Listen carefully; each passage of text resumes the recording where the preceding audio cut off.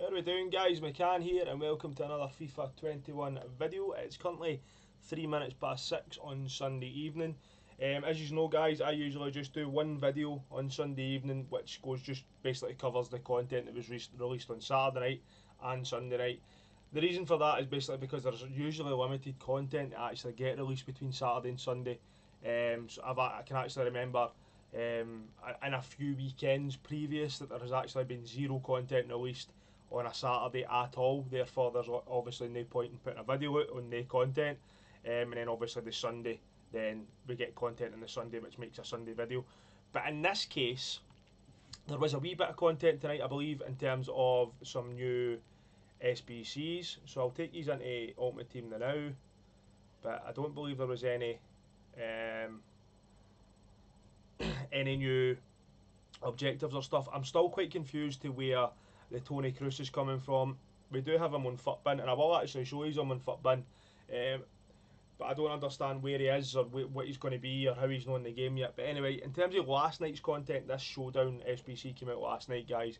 So it's the fourth Showdown, Borussia Mönchengladbach versus Man City, which takes place, I believe that's on Tuesday or Wednesday in the Champions League. Now, the two cards are actually decent. They're actually nice cards, but I'll give you my reasons why I won't actually be completing them when I obviously get them loaded up onto Footbin.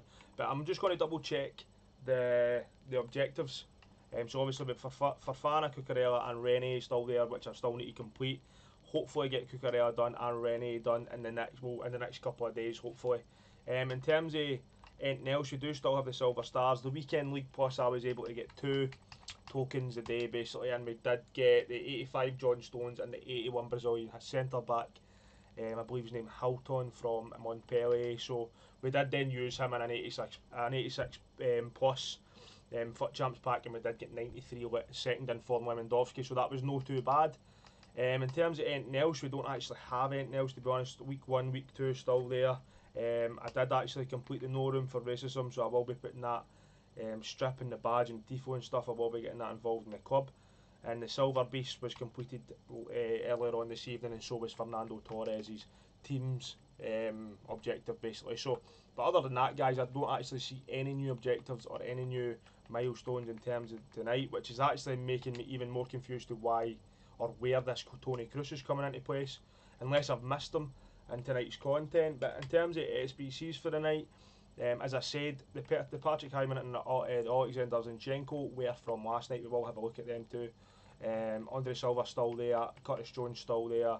We do have an 82 to 88 upgrade, and we get the bronze and the silver upgrade as well, which have been released tonight. And then we get the mid or prime icon upgrade, which has been released too this evening. So we'll see what that is coming in at price wise. So an 83, an 85, an 86, and 86 probably is going to be about 500k, guys. My personal opinion, unless you're absolutely grinding league SBCs, I probably would stay away from this, or unless there is no SBCs there, like for example Ribery, Curtis Jones on the silver, Zinchenko, Herman, unless there's no any active SBCs that you can put like untradeable fodder or fodder that you're never ever going to use into, then I would start to put them into icon packs. But if, for example, if I was to start getting any untradeable duplicates or any cards like 83, 84, 85 rated cards that were no use in my club, I would just complete Andre Silva. Again, it's not the best card in the world, but the player in the month cards are just, there's just something about them. I like collecting them in a way, so I would probably use him. And then Curtis Jones as well, I believe would probably be a better SBC to start crafting than an icon SBC. But again, it's entirely up to you guys. Mid icon SBC is back as well, so we have the 85 and 286. In my opinion, at this stage of the game, mid icons are, I know they're no longer in packs, and that's probably why the price of this SBC is the way it is. I'm actually just going to double check what the price of that mid icon SBC is. It's actually not coming up with a price. But in terms of the content this evening, guys, we actually have none, and I'm absolutely so confused to where this Tony Cruz is. I don't actually know if he's still on Footbin. He is still on Footbin, as I can see here. But we are just going to have a look at last night's content, guys. As I said, we usually just do one video, which covers Saturday and Sunday night's content. There was also a wee error I did here as well about the Julian Brandt road to the final. So if you've not actually looked at your road to the final cards, guys, they have been upgraded. So players like Brandt, Players like Felipe Anderson for Porto's been upgraded as well. I can't actually remember if I can click on Brandt here, and I'll actually be able to tell you. Road to the final team free. It's not actually letting me go there, but just look at your road to the final cards in terms of Champions League, because it goes on the first leg. So Porto, obviously, with Felipe Anderson getting an upgrade from 86 to 87, Julian Brandt getting an upgrade as well. They beat Sevilla, Borussia Dortmund. So have a wee look at your road to the final cards, guys, just in case you see any upgrades. But in terms of anything else, guys, there's absolutely nothing for the night. So we will have a look at the Showdown SBC. Take you there right now. So this is obviously we have FUTBin right here. I'll actually just look at Julian Brandt first. If you did have this Julian Brandt here, the 84 normal basic card but the Champions League version in your club, they actually upgraded him to the 88 live item, which is insane. So basically, if you did have that card in your club, you will now have a free road to the final card live item in your club worth 160k, which is actually not too bad. So it's something to look out for. So check your Julian Brandt. If you were lucky enough to have this guy in your club, you will now have this card in your club, which is insane. I don't know what the error was or whether they're fixing it. I'm not actually too sure. But that's just something to look out for, guys, so just keep your eyes on that. Before we get into Tony Cruz, because this is a weird one, but before we get there, I'm going to have a look at Zinchenko. Now, for Zinchenko, we'll go to active SBCs and we'll have a look at them that way. But for Zinchenko, you need to complete an 84 rated squad with an informed player and a Man City player, and then an 86 rated squad with a Premier League player. For me, that is just insanely overpriced. Now, I understand the reason why he is overpriced. We look at this tie, Man City v Borussia Mönchengladbach, and it's more than likely that Zinchenko is going to end up in 87. Now, there's a couple of reasons why I feel like his card is 300k, and I'll tell you what I think his card should be when I actually look at his in-games. But let's look at the left backs from the Premier League. This is a wee bit of a dodgy tab, this one. You need to be Premier League. So you look at the left backs for the Premier League, right? So other than Zinchenko, right? So you take that away, the jump between, like, for example, Lucas Digne's no usable, Alex Telles again no very usable. I would probably say your most usable cards in this section, other than Andrew Robertson, 91 rated, are probably Patrick Van Aanholt and Adama Traore. Patrick Van Aanholt obviously being a Halloween card, which was released obviously in November or October, and Adama Traore was a FUT Freeze SBC for Christmas time.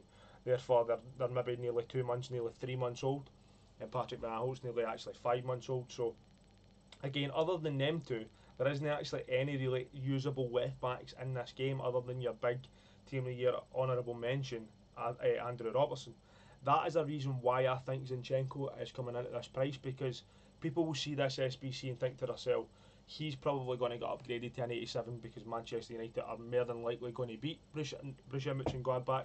I know that's not nailed on, but the chances of that happening are probably they're probably decent, to be honest, because I think Man City are a better team, obviously. So Zinchenko will probably get upgraded to the 87. So that makes him 92 pace, 72 shooting, 89 passing, 87 dribbling, 85 defending, and 79 physical. But when we actually have a look at this card here, it's definitely no worth 300k, even with the 2 boost on it. I think it's absolutely ridiculous how they've priced this SBC, and as an SBC that I will be staying away from. So you look at it, even with a shadow, he's a 91 left back, fair enough. Very good pace, very nice passing, very nice defending. Heading accuracy and defensive awareness are a wee bit low for this stage of the game, especially with that shadow. The dribbling is actually not too bad, other than composure for a left back. It's actually quite well rounded, but it's more well rounded on the lower side of the 80s. And then the physicals are absolutely rubbish. To be honest, at this stage of the game, you want your left back to be into the high 90s with stamina. Jumping's rubbish, strength is rubbish, aggression's rubbish. Again, even with the anchor to get the physicals up, strength is only at 80, aggression is only 86. Again, stamina doesn't get touched. The pace is still very good, and the passing and the dribbling are actually quite good as well. But there is just so many other left backs in this game. I mean, you look at the database for actual left backs in this game, and it's insane. Obviously, I have Fonzo Davis. I don't even play him at left back anymore. I play him at left cam. But you look at the Marcos Acuna Showdown SBC was only 163k, and he's an 88, and he's actually got one of the best total in-game stats in the game, 2,450, which is insane. He's actually got more total in-game stats. In fact, we'll fire that on there in in-game stats, right? He's actually got more, basically more. Where is he? Marcos Acuna sitting there fourth in the list. He's actually the fourth best left back in the game, according to in-game stats. So he's actually got more in-game stats than mid Roberto Carlos, base Roberto Carlos. Wyland Kurzawa is actually the left back that I played with in this weekend league. Theo Hernandez headliners. There's Zinchenko there at 2, 3, 4, 6, and his price is ridiculous. 321k is coming in it. You can get the live in Kurzawa for 140k. Acuna was 160k, and then you look at even below that. You look at the Grimaldo. He's actually no too far away. He's still an 87 rate. In fact, he is a better rated right now. If Zinchenko does get his upgrade, he'll still be the same rating. So you've got him for 41k. Digne, I don't think is usable in this game. He's just a wee bit too slow. But then you get Zambrotta as well. It's only 200k more for an icon left back. It's absolutely insane. And then obviously we're starting to go through there. Look, and then you'll also get Robertson there. Even Jordan Amavi, he's actually a good left back. I have him as well. So there's just loads and loads of different choices to come in at left back, and I just think that this is just such an overpriced SPC. I feel like this should maybe have been probably the same as Patrick Herman's requirements, like an 83 and an 84. Then I probably would have done him for a first owner left back in the Premier League with the potential, or the good potential, to get to an 87 with them beating Borussia Mönchengladbach. But in terms of this SPC, guys, it's definitely an SPC that I will be staying away from. Obviously, if you're a Man City fan, or if you're maybe Ukrainian or whatever, if you just like Zinchenko as a player, it's probably an SPC you're going to complete. But for an 84 rated and an 86 rated squad, it is definitely an SPC that I will be giving a miss, guys. And then the other side of the Showdown SPC, we have Patrick Herman. So he's had quite a big boost basically from his base, but obviously it is a Showdown SPC. He's actually coming in at a wee bit better priced at 143k. 4-star, 3-star, medium high work rates. He only got the team player trait. Now this card is actually good, other than his composure really, and his rubbish stamina. Now there's a couple of reasons why I'm not actually going to complete this SPC either. And the first reason is the fact that it's more than likely that Zinchenko is actually going to get his upgrade. Now, if this was like maybe a mere even tie, and the chances of Mönchengladbach beating Man City were a wee bit greater, this card at an 88 with maybe 91 pace, 85 shooting, 87 passing, 88 dribbling, 40 defending, and 73 physical would definitely be a good value for money SPC with that potential at an upgrade. But the chances of Man City winning are pretty high in my opinion. So this is probably going to be the end of the road for this card.